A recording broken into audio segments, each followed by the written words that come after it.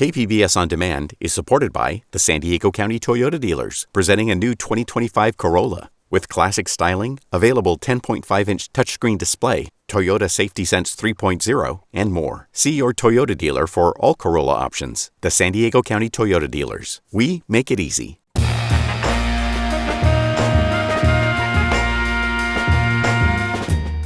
Welcome in, San Diego. It's Jade Hindman. We're celebrating trailblazers in the Hispanic community with a profile of Arnulfo Manriquez, president and CEO of nonprofit MAAC. This is KPBS Midday Edition, connecting our communities through conversation.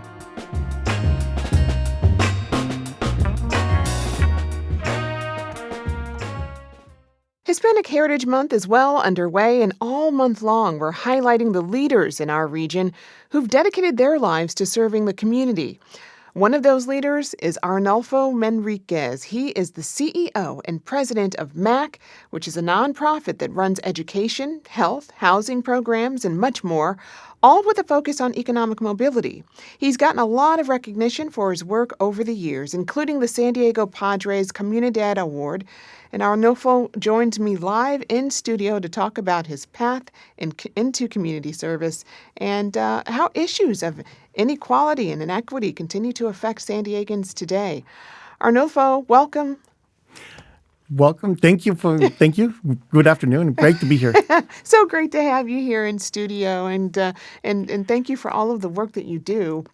So, let's start at the very beginning. You were born in Mexicali and grew up in Tijuana before moving to San Diego. Take us through, some of your own journey and how it inspired you to start advocating for the community.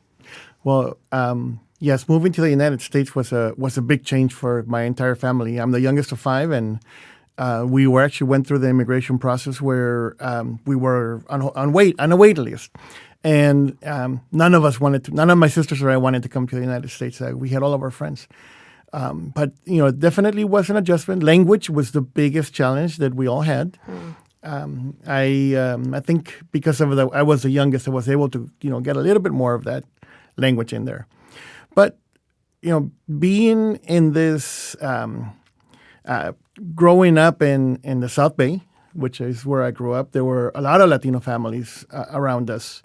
And a lot of, as I went through school, I did go to a lot of different schools. And I actually did not interact very much with my counselor or, even with my teachers, even though I had excellent grades in my GPA. There was really not a lot of attention placed on me by school. Uh-huh. And but I do remember that one of my sisters, when I was a senior in high school, came in and asked me, so what colleges did you apply to? All my sisters were already in college or had graduated. And I said, I'm not applying to anything. And so she made she made a commitment to me, like, no, you got to apply to at least one. And I applied to UCSD and got in.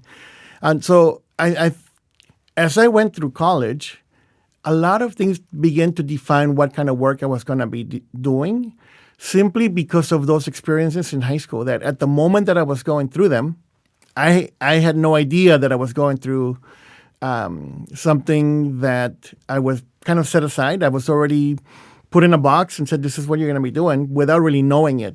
And so having the ability to go to school, graduate, and then understand when I started working with a nonprofit building affordable housing, I was the only one that spoke Spanish. Mm-hmm. I was the only Latino in the organization, and I think there was one or two on the board, maybe. Yeah.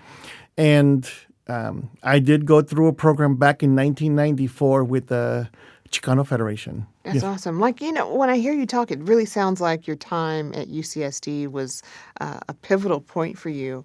So talk to me more about your studies and experience there and how that influenced you in the work you do now. Oh, well, absolutely. UCSD was pivotal. I went to the Oasis Summer Bridge program, which is back then was an affirmative action program, where I was able to join about 200 other students before the school year started. And I realized that there are other people like me going to UCSD. At the orientation, I had not seen many people like me. So that program is actually what solidified my stay at UCSD. And it became my support system throughout my 4 years of college. And so it was something that I don't know that I would have gotten that involved had I not been for a program like that. Well, tell me about the nonprofit you lead, MAAC. More in detail about the work that you all do for San Diegans. Well, MAAC, we've been around for 60 years. We're celebrating 60 years this year, and started in 1965. And our focus is on maximizing self-sufficiency, really helping lift the economic mobility of families. And we do it through education and health, housing, and economic development, but with leadership and advocacy woven into everything that we do. So we build affordable housing. We operate Head Start and state preschool programs, charter schools, drug and alcohol recovery homes. We run the DUI program, and a lot of work around economic mobility, financial literacy, workforce development, and all the way on to helping somebody buy a house. And it is the type of work that I love to do because I see it working. I see it creating opportunities for people. And a lot of times it's just access to information. Like people don't realize that there are these opportunities there. And then sometimes we locked ourselves from taking that next step. And so our job is to make sure that we show them that next step is possible. We show them all the opportunities that are there. We help them get through those, but it's really up to the families to do on their own, right? They have to take those steps. They have to do for themselves, but we are there as a support system for them. I think that's great because you started in housing and then saw that there was this greater need and this opportunity to sort of build on that and provide information. Absolutely. Early on, when I started working and we completed our first project and people started moving in, we started getting phone calls. I started getting the phone calls because I was the face for the people that were living in our the residence, because I was the one that was only bilingual. And 3, 4, 5 months later, I would get a phone call and saying that somebody lost their job or that they needed help in accessing one area or another of school and so I was 22, 23 years old, not really knowing all the resources that were out there. But I would go out and try to find the help for them. So it became pretty obvious after a year or so that there was a lot more that we needed with the families. They're low income before they move into affordable housing. They're still low income. And so we do need to help figure out the trajectory of those families. Like, what is it that they want to do? What goals do they want to set? What opportunities are in front of them once they move in? And so, how does MAAC help families find their footing in that way? We meet people where they are. And so because we have such an array of programs, every family is going to be in a different situation on their path to self-sufficiency, right? There are families that are just needing a place to live. They are living in overcrowded living situations. And so once they are able to make it to one of our affordable housing sites, we do make sure that we understand what their credit score is when they move in. We understand what their income is because they are low income in order to qualify. And then we sit down and say, what are some of your goals? What are some of your aspirations? Like, do you need to complete your education? Do you need your diploma for high school? Do you want to go get a job training certification or AA or a bachelor's degree? And, many times we'll get confronted with like, oh, no, that's not for me. Oh, I can't do those things. And our staff are all focused on how do we present that information? How do we help paint that vision for them? And or it might be that somebody joins us because their child is going to our Head Start program. And in order to qualify for the program, you need to be at the federal poverty level or below. And right now, it's about $36,000 for a family of 4. Now, picture that, like $36,000, family of 4 living in San Diego County. Right? That's a very high-cost living area. And so what we do is we take care of the child. When the child is in the program, it's a preschool, excellent curriculum. When the child goes into kindergarten, they're going to excel. They're going to do great. But we have a captive audience with the parents while the child is enrolled. And so they do get involved in leadership programs. They get involved with governance of the program.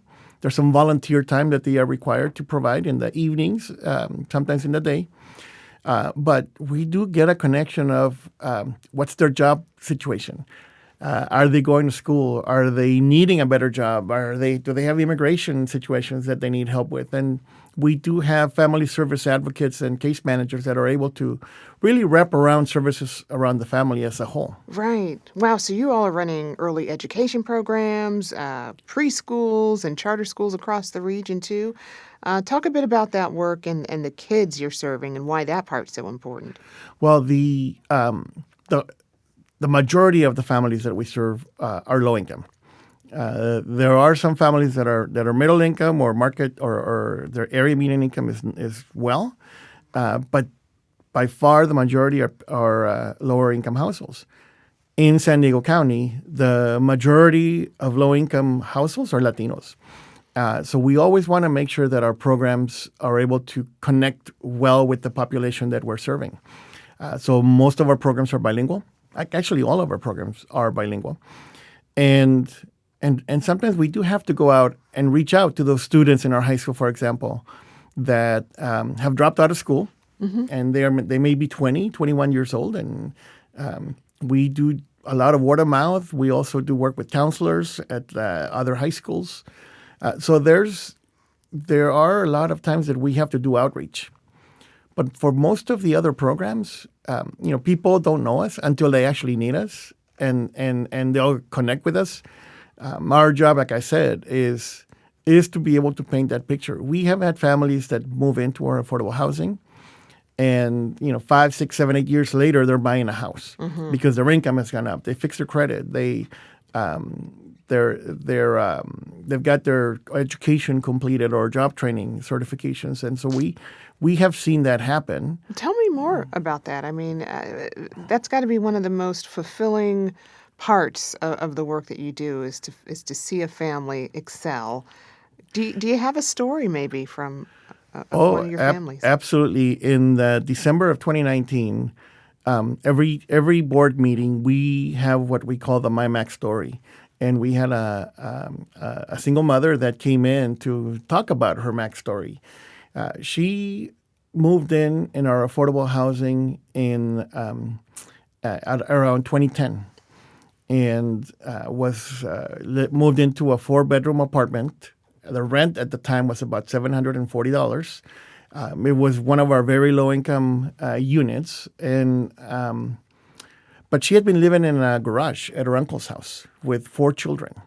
And she was working, came from a domestic violence situation. And so came in and had a place of her own. Like her children had bedrooms, and we had a computer lab where she and the children had access to the computer lab.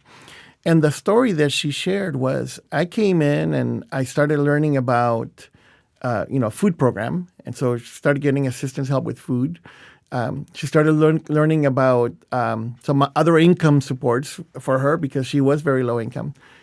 And then her car broke down and was needing to go buy another car. And we went through a financial literacy conversation with her and helped identify a loan that she could go get a car so that she could go to work. She needed that for transportation for working. And she just got engaged with us and started growing her skills, got improving on her job training opportunities, and then started realizing I do need to fix my credit, started paying off bills, and then she started hearing about first-time home buyer programs. And this was all through the access of this affordable housing site that we operate.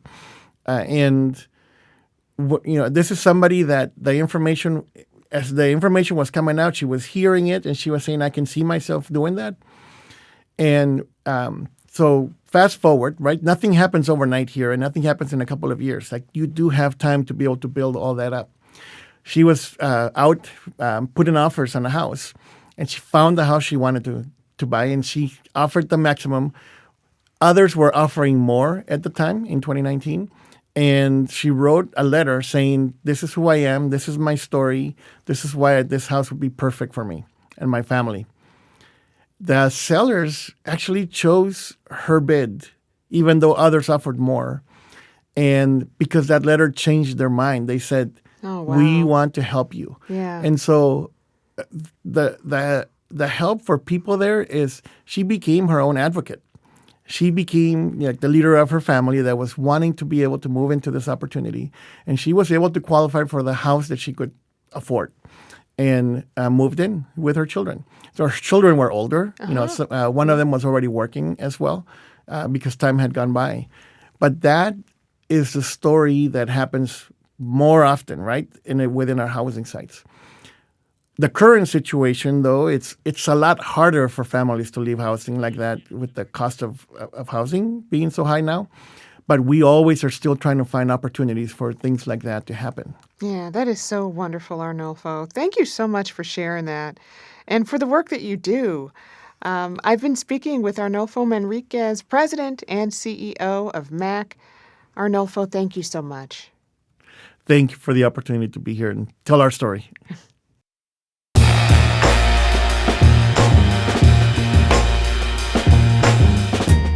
That's our show for today. I'm your host, Jade Hindman. Thanks for tuning in to Midday Edition. Be sure to have a great day on purpose, everyone.